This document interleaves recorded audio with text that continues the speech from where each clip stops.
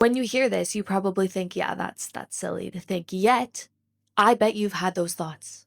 Okay, now that we've talked about why we're so mean to ourselves and the psychology behind that, we're going to talk about the psychology of self-talk, what's actually going on in the brain. And once we can understand this, we can start to rewire. Because once you understand something and acknowledge something, you can start to change it.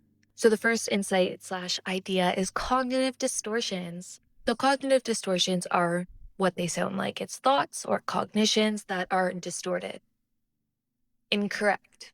And our inner dialogues often run on distorted thinking. So I'm going to give some examples of distorted thinking. One is all or nothing. If I'm not perfect, I'm a failure.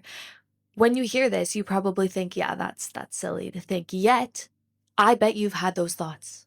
I've definitely thought these things. If I'm not perfect, I'm a failure. If I'm not reaching my goals like this, I'm a failure. So when I can catch that distortion, I can start to reframe that distortion to I'm not perfect, I'm learning. I'm not perfect, I'm trying. If I'm not perfect, I'm getting better. Not I'm a failure. What? And in terms of mental rewiring, I like to think of this as our brains building mental highways for negative thoughts. So every time you're thinking, I suck, that neural road gets more paved and automatic. So it becomes stronger and stronger the more you think it. But every time you challenge it, you're destroying that road and building a new one to self compassion and confidence and self love and self affirmation and all the good things that we love and are trying to attract in our lives. So, your self talk physically rewires your brain. The things that you say to yourself actively change who you are because they're actively rewiring your brain and how you think of yourself. These repeated thoughts strengthen certain neural circuits, literally shaping your sense of self.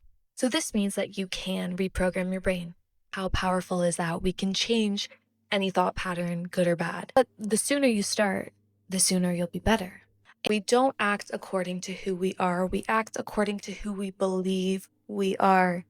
And we can change our beliefs just by changing our mindsets and our thoughts and what we keep repeating to ourselves.